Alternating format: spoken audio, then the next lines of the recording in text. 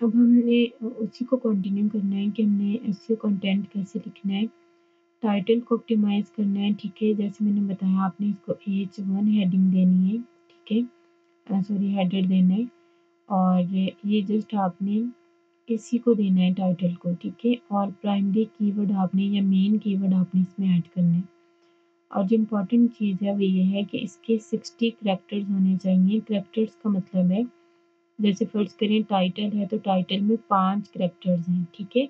एक वर्ड है, 5 करैक्टर हैं। तो आपके 60 करैक्टर टोटल होने चाहिए आपके टाइटल के, ठीक है। आप अपना टाइटल लिखें और उसको फिर आप चेक करें, ऑनलाइन करैक्टर काउंटर पे चेक कर लें या फिर आप अपने गूगल डॉक्स पे भी चेक कर सकते हो। फिर अगर बहुत ज़्यादा लेंथी है उसको ऑप्टिमाइज़ करें, उसको शॉर्ट करने की कोशिश करें। फिर अपने मेटा डिस्क्रिप्शन को आपने ऑप्टिमाइज़ करना है और मेटा डिस्क्रिप्शन के कितने करैक्टर होने चाहिए, 160 करैक्टर्स होने चाहिए, इससे ज़्यादा नहीं होना चाहिए, ठीक है। अदरवाइज़ वो डॉटेड में चला जाएगा, नज़र नहीं आएगा, ठीक है। क्लिक वर्दी फ्रेजिंग यूज़ करें, इसमें आप इंटरनल लिंक्स ऐड कर सकते हो और प्राइमरी और सेकेंडरी कीवर्ड यूज़ करें इसमें आप, ठीक है। जैसे मैंने आपको यहाँ पे दिखाया है,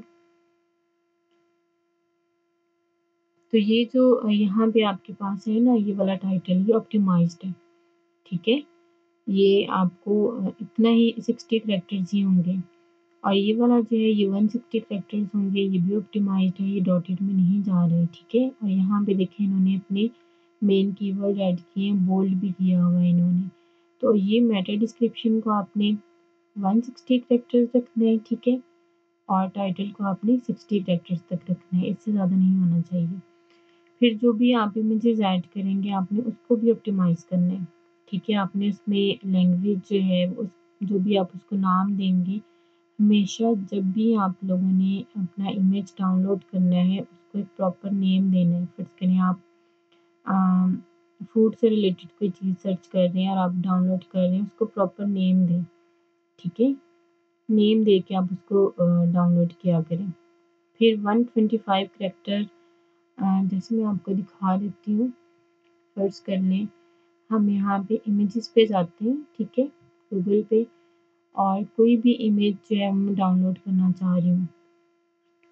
तो यहाँ पे देखें आपको सारे इमेजेस नज़र आ रहे हैं, ठीक है। फ़र्ज़ कर लें मैं इसको 9 step to create great SEO content, let's suppose मैं इसको डाउनलोड करना चाह रही हूँ। मैं इसके ऊपर क्लिक करूँगी, ठीक है, या मैं डाउनलोड के ऊपर जब क्लिक करूँगी तो आप जब इसको सेव करते हो तो ये ऑप्टिमाइज़ नहीं होता है, ठीक है।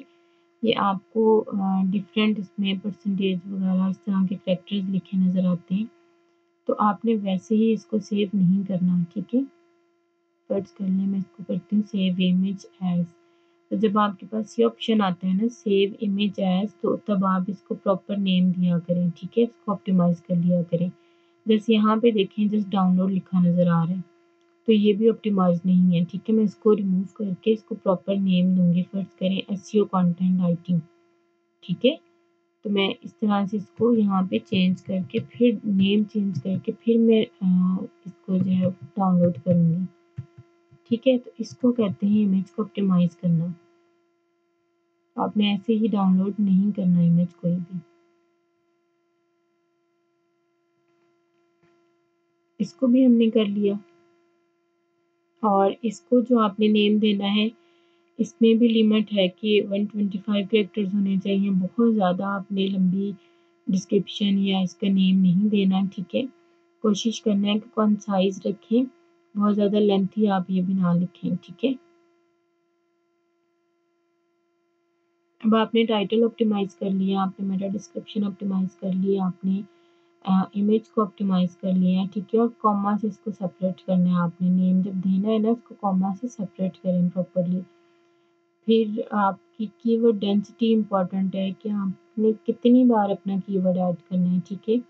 कीवर्ड डेंसिटी जो होती है वो 2% होनी चाहिए। 2% का मतलब है कि अगर आप 500 वर्ड्स का आर्टिकल लिख रहे हैं तो 10 टाइम्स आप अपना कीवर्ड यूज़ कर सकते हैं, ठीक है। अब वो 10 टाइम्स आपने ये नहीं करना कि अगर मेरा कीवर्ड एसईओ कंटेंट राइटिंग है तो मैं हर अपने पैराग्राफ में या पूरे आर्टिकल में एसईओ कंटेंट राइटिंग ही लिखती जा रही हूँ, ठीक है। आपने उसको थोड़ा मॉडिफाई करना है, उसको एलएसआई वर्ड जैसे मैंने बताया उसी से रिलेटेड होते हैं।